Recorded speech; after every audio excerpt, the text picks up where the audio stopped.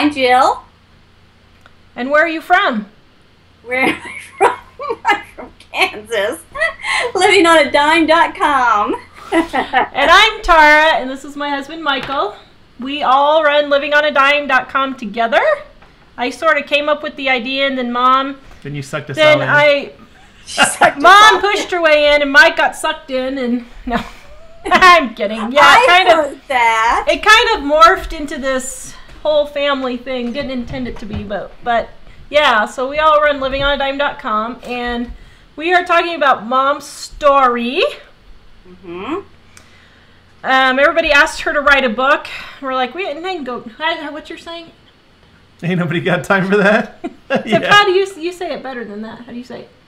I say, ain't nobody got time for that. Yeah, see, there you go. It's not my idea, but yeah. I know.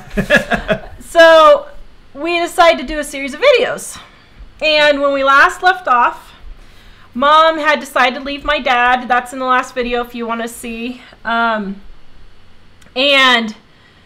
she had biblical ground, just so we don't get a lot of emails. My mother had biblical grounds for leaving.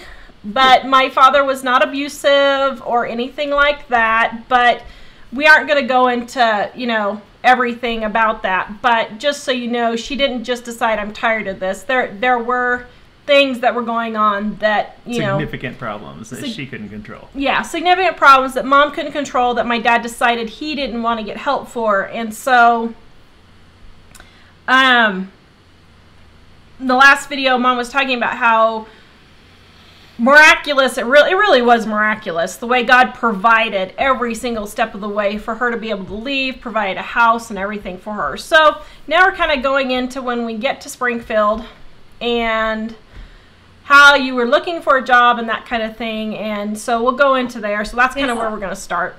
In the last one I quit was saying that when I walked in the door, then Grandma and Granddad had the house for nothing for us. I had basically all my utilities paid. Now this here is a major,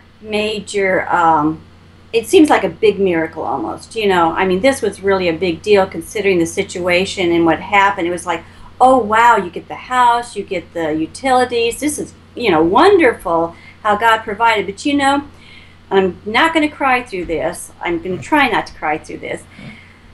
It's such a silly little thing. But about a month before we moved there, when we were living with Grandma and Grandpa, the first time we, left, Grandma and I were driving by Penny's, and they had this huge... Let me interrupt because it doesn't quite make sense. So before my mom officially left my dad, they had separated for 3 months, and we came to live with her parents for 3 months first. And so that's what, so go ahead. Just so they know it's your parents that we stayed with. Yeah, and so now we've moved to where my husband's parents were. But when we were staying with them, with my parents, we went by Penny's and they were having this huge parking lot sale. Well, I didn't have any money, but Grandma said, well, let's just go look. And she wasn't a really big shopper. No. My mom isn't a big shopper. No, not at all. No, she does, right, Michael? Yeah. The fact that she even wanted to stop to go look at this stuff is amazing. It just seems weird hearing you say Grandma wanted to go to Penny's because Grandma did not. She can make a penny scream. Yeah, Grandma did not. Yeah, we just didn't do shopping like most people do. And so I said, well, that's fine. She wanted to go look at stuff. Well, we walk over, and there's this long table, and it's piled high with cowboy boots. Yeah.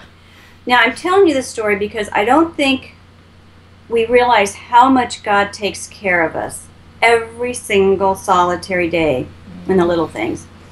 But so here was this table of cowboy boots. Well, cowboy boots weren't cool. And we lived in the city. Yeah, we lived in the city. It wasn't cool. And that's probably why they had them on clearance, because nobody wanted cowboy boots. But I stood there looking at those boots. They were $2 a pair.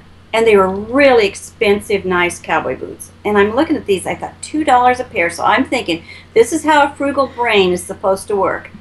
I thought, okay, the kids, if I got the kids a pair of these cowboy boots, they could wear them at home, playing outside. That would save wear and tear on their tennis shoes. And they could wear the tennis shoes to school then. You see how my logic was? I see it. And so I went ahead and bought each one of you 2 pairs, different sizes to grow into. And then on top of that, David, because they were gender friendly, David could wear your 2 pair after you outgrew those. So I had this covered. You know, this was going to be the deal of the century for me, these silly cowboy boots, even if nobody was wearing them. So I got you 2 pair, each one of the kids 2 pair, and then myself 2 pair. Why I got myself 2 pair, I don't know. I figured the same thing with me. I didn't even get them unpacked. Because back then, it's not like it is now. Back then, you would have to work probably 3 or 4 hours, 3 to 6 hours to just buy a pair of shoes. Shoes aren't cheap like they are now. They cost a lot of money, and we're so used nowadays to everything being so cheap because everything's made in China and it's just super, super cheap, and you can work 1 hour to pay for a pair of shoes. But back then, you would have to work 5 to 6 hours just to pay for a pair of shoes. We didn't have garage sales and thrift stores. No. Have any of those. And I remember David one time, I kept gluing.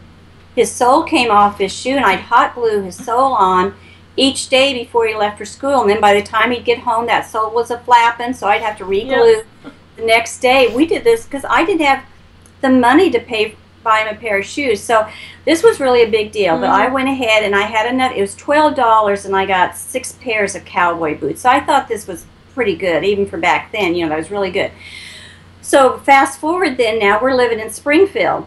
And Springfield, Colorado, in case anybody missed the first part, which is no man's land. No man's. I mean, we're talking. Show a picture of. So we're dumped in a field. We're right in the middle of a field. Yeah. So here's our chicken coop, but if you look behind the chicken coop.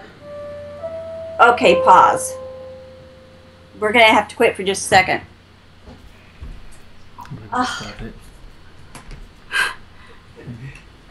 What?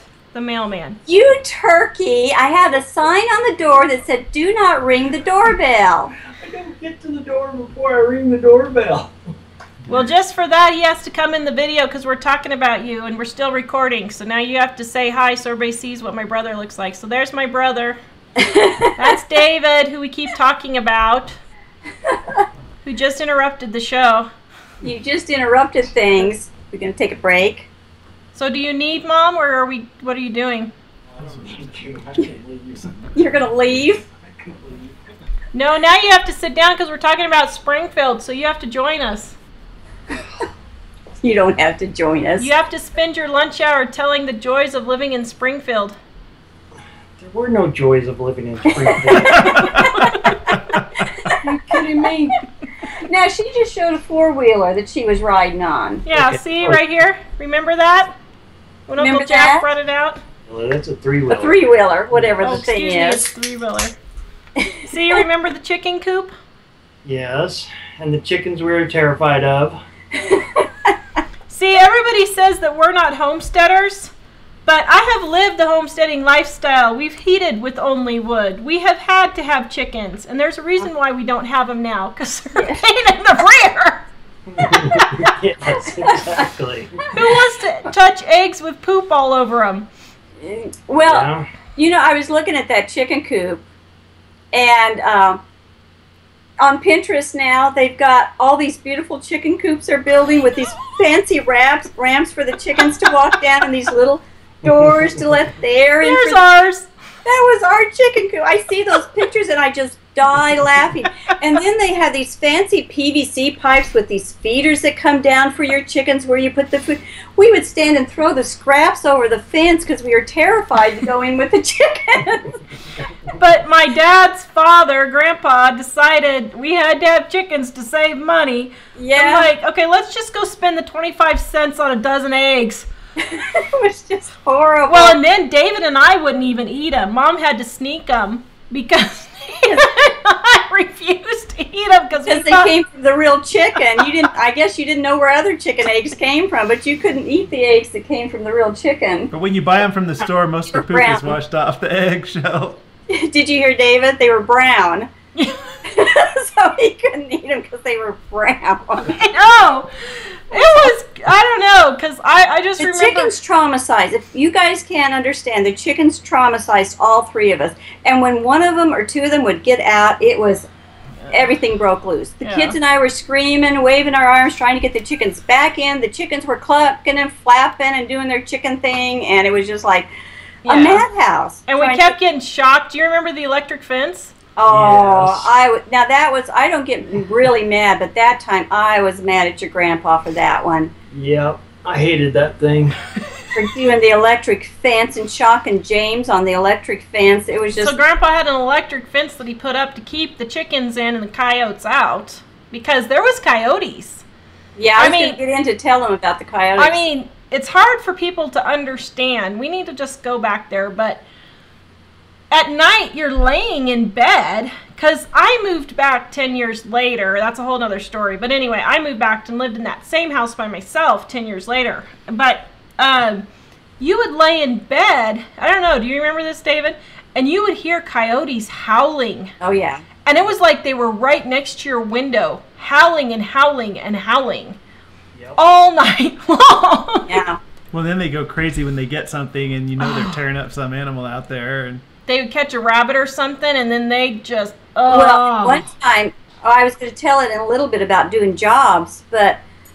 I did everything I could to get money because I didn't get a job right away. And we were driving into town one time and there was a coyote laying alongside the road. Were you guys with me at that time? I don't know. I don't remember. And they were giving rewards. If any farmer shot a coyote, you got $25, which was a huge amount of money. So I was driving into town and there was a coyote laying over there dead. So I ran into Uncle Randy's and I said, "There's a dead coyote. Bring the pickup.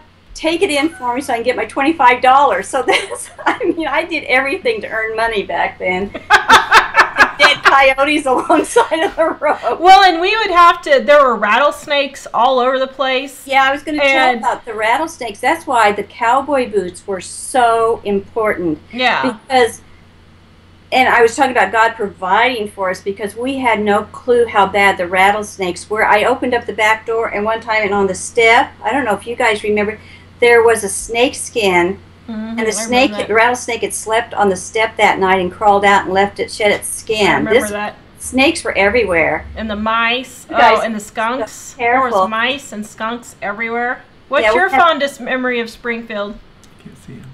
He has none. You have no fond memories of, what's your worst nightmare in Springfield?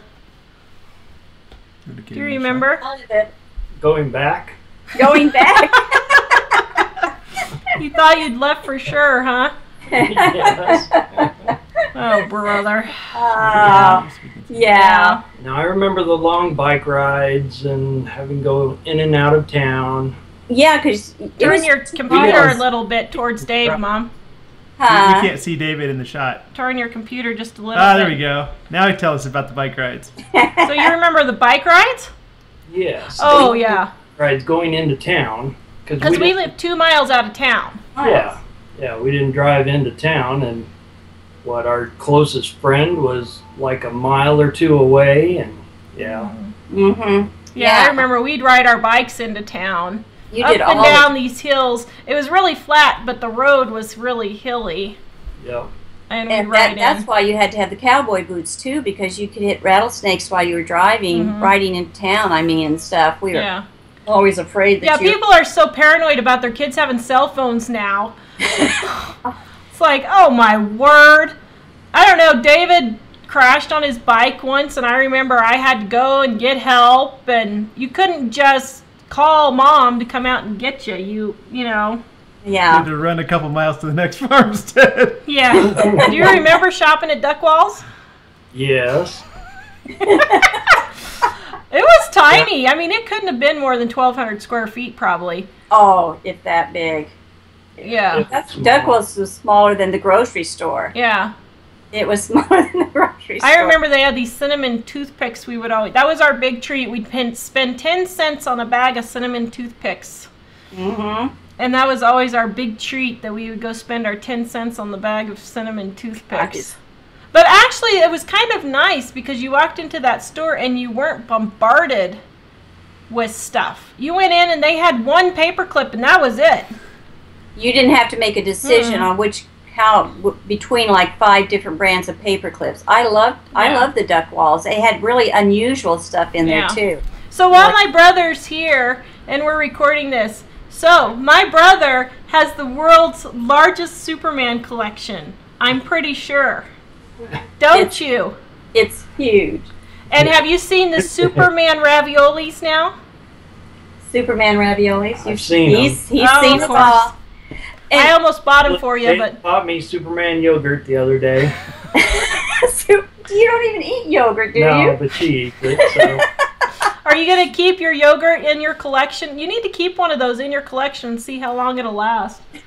Yeah, I don't think it's going to last that long. The smell will go away after a couple months. I do have Superman preserved cookies that are supposed to last until 2017, so I still have those. And when you got them, what year was it? They have a I'm sorry, Michael. What'd you say? I just asked him what year was it when he got them, since they're good I till think 27. it was a year ago, at least a year ago, if not 2 years ago. I think it was more like 2 years ago. 'Cause, yeah. They have a tornado room, big, pretty good sized tornado room, and they do have a few, little bottled water and a few little things like that. But what's in most of the room is his comic books collection. How many comic books do you have now? Last count, it was like about 10,000. Oh my word. 10,000. That's not including all of his action figures, and we should do that sometime. Show a picture of his room. It's just you can't. I've never seen anything like it. I keep telling him to put it on YouTube, but he won't listen to me. It's at an undisclosed location. At the Fortress of Solitude. Yep. All this stuff I put my children through warped them totally. I mean, I with these know. weird collections and stuff like that, huh? Yeah. You could be famous on YouTube with your Superman collection. Could be. I'm telling you, you won't listen to your sister. I know what I'm talking. Stuff to you. I got to go back to work. All right, goodbye.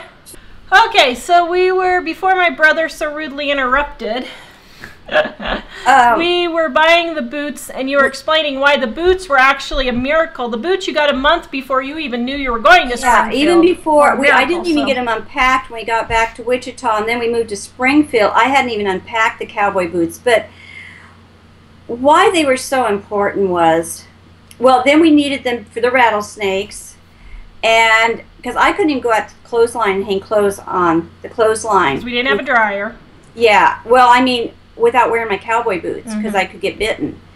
And the stickers, we needed the cowboy boots because I'd walk out there and my pants would have like 6 inches worth of goat heads, which are horrible, and sandburrs, and they would just cling to my... So we couldn't wear regular sandals or tennis shoes or anything. We had to wear our cowboy boots for everything. Yeah, you would walk out in your jeans, literally, you would have this far with just stickers all over your jeans. And so, and the rattlesnakes, and then we had the mud, we had to walk through mud, and it was the kind of mud that was quicksand, and if you stepped your foot in it with a tennis shoe, you'd just pull out without the shoe. So there's a picture, whoops, wow, oh dear. So here's a picture of the driveway, which isn't very good, but you can see we had a circle drive. And it was about an entire block's worth. If you uncircled the driveway and then going up to the house, it would be about a block or so worth of this mud for our driveway. Yeah, and so if you stepped in it, your shoe would just come off. Where the cowboy boots, you could keep the cowboy boots on. So I'm telling you about the cowboy boots because besides of craziness of having to wear them, God had provided. He knew what I was going to need. Even before I knew I was moving. Because you didn't even have a thought that you were going to move. Just You bought 6 pair of cowboy boots for no reason. Pretty much. I know, and I'm getting these cowboy boots, and to me that amazes me that he, before I even knew I was moving, he provided the cowboy boots at a price I could afford. And I say that because now I sit down, and I'm not going to cry, and I'll sit down in the morning, and I'll look at, we all say blessings. When we're Christians, we say blessings over our food, and we usually we say our blessing and everything. But me, a blessing is like, it's like nothing in one sense. I hate to use, that's not a good way to put it, but when I sit down in the morning and I look down and I see graham crackers on my plate, it means so much to me because once again, God has provided.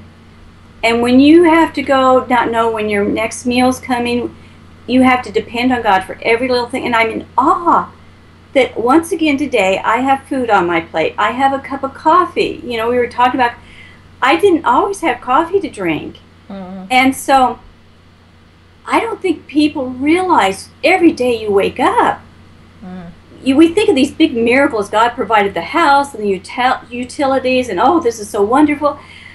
Every single day, if you just look around, I mean, I cannot sit down to a meal that I'm just overwhelmed. I walk into a grocery store.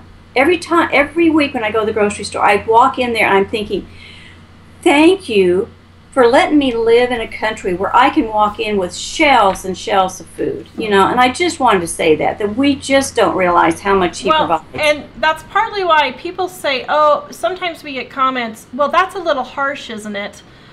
That's why we're kind of harsh on people a little bit, because people are so petty. They think they need their $8 Starbucks every single day, or they can't make it through work.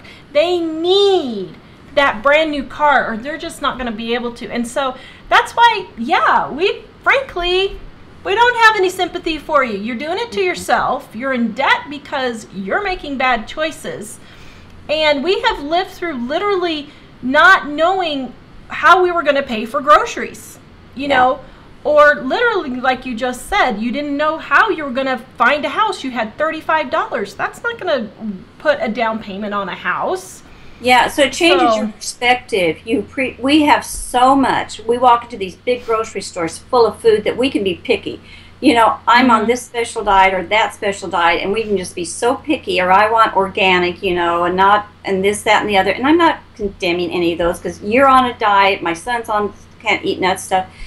But we just get so fussy, and we take it all for granted. We just have so much, we take it and we waste it. We just waste all the food we have, and of course that's another whole video. And people are lazy. They don't want to try to do without or figure out another way to do it. That leads, go ahead, Michael. Well, I was just going to say that when you appreciate the little things more, you really end up wanting less. So you're content with more. You save a lot of money because you learn to be content with things that you have. Yeah. You normally disregard and don't appreciate. Like, I know people have always said, oh, look at those people in other countries. But the reality is, there are a lot of people in the world who eat once a day, and they barely eat anything that one time a day. And we look at the food and say, ugh, it's brown. It's slightly cold, or it's brown, or it's just slightly burned, or whatever, and we just throw it away. Well, like we had a reader the other day when you had all your stuff spread out for your vacation Bible school on the table, and they said, well, I can't eat any of that because I'm gluten-free. As if, what? But there was cheese and meat and veggies on there. And vegetables strawberries and fruit and everything. But you know, it's that attitude. Yeah. I understand having to have a special diet. I'm not condemning that. What I'm saying is the attitude that goes with, well, I'm superior because I'm on a special diet. And you have to make a big deal out of it. Stop making such a big deal out of everything. I'm gluten-free, but when we go to our friend's house, if I can't eat the bun, I just eat the meat by itself. Stop. And then you eat something else when we get home if you're still hungry. Stop making such a big to-do about it. But you don't tell them usually. Yeah. You know, I have a ladies' thing that I go to, and I went to there for 6 months or more, and we eat lunch together, and 2 of the ladies are gluten-free, and I never even knew it, eating lunch with them, because they're that way. They just quietly eat what they can. But most people say, well, I can't eat this, or I can't, but that, like I said, that's another video, so I guess I better move on. But so the point was, you know, with the cowboy boots, is that God really provides everything. So now at this point, I've got my cowboy boots, my house, and utilities, but I have no job. And I've just got my $30. And so for the first 3 weeks almost, that's all I had still was my $30. Right, groceries and everything, Yeah. And what happened was the second week we were there, Grandma and Grandpa, my parents came down to see us from where they lived up in Denver. They came down to visit. They had packed the car they packed the car full of groceries. I remember that. I mean, and my parents can pack a car. Yeah. It was packed full of groceries. So we had probably 3 months at least worth of groceries, if not more. So after 3 weeks, I still have my $30 pretty much. You know, I may be down to like 25, but I needed a job. So I wanted to tell people, I hear people say, well, I just can't find a job. You know, there's nobody hiring. I'll go into a town and somebody will say, I can't find a job here. And I see signs everywhere that says hiring, help wanted. But they don't want a job because it only pays minimum wage, or they don't want the job because you'd have to work weekends or something like that. And so they could get a job. They just are kind of fussy about the job they wanted.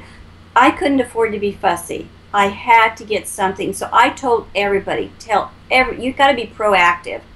And I would go to the grocery store. I said, let me know if you know of anybody who's hiring. Let me know. And I would go everywhere. So finally, after and you can do it in a nice, non-desperate way. We have people that'll just whine and whine. Don't do it in a whiny way. Just say, hey, do you happen to know if anybody's hiring? I'm looking for a job. I'm a hard worker. Just keep me in mind. Have you heard of anything? No? Okay. You know, would you just keep me in mind when you see me next time if you hear something?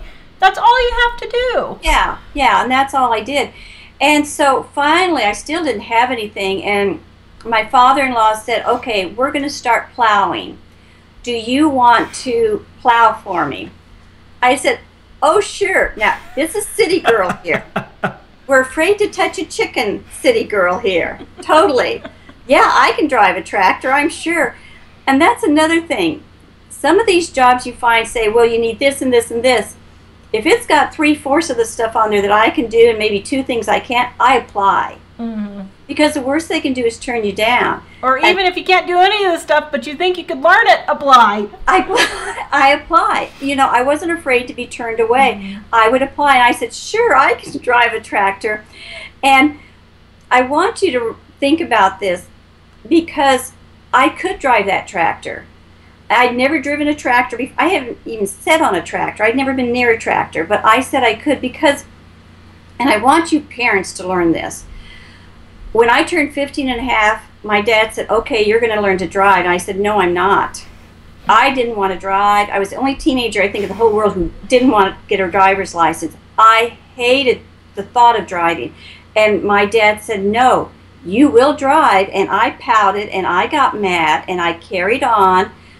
But I was driving. He taught me to drive. Not only did he teach me to drive, he taught me to drive on a stick shift. Then my first car after that was a Model A pickup. And no, I'm not that old that Model A's were in. My dad just collected them. So it was even harder to drive than a newer stick shift. I knew how to drive a farm truck. He made me know how to drive everything. So that when my father-in-law came to me and said, can you drive a tractor? I said with confidence, I can, because I felt like I probably could learn it pretty good, you know. So you have got to teach your kids life skills. I'm sorry, you have got to teach them life skills. We put higher education, and I have nothing against higher education. Go for it. If you can afford it, go. But what we do, because we work so hard for the higher education, we don't do the life skill stuff. We don't even make our kids do chores.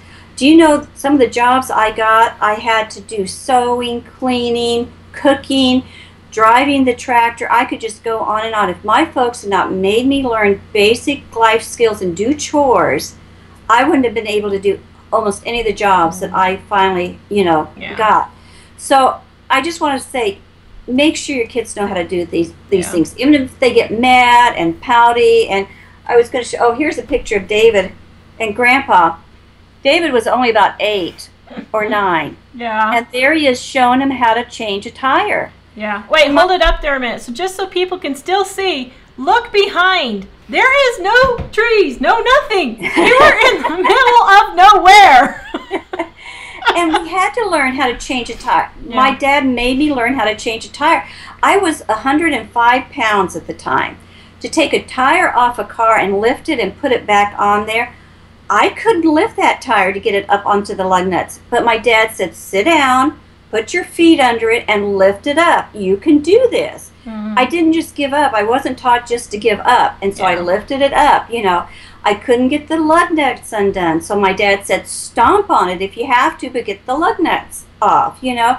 Teach your kids, just because they can't fix something first off, teach them, you know, to do it. But so anyway, let's stop here because we've gone, since my brother decided to make an appearance. So now everyone can see what my brother looks like when he shows up on Facebook. We're going to stop there, and then we're going to continue for the next one.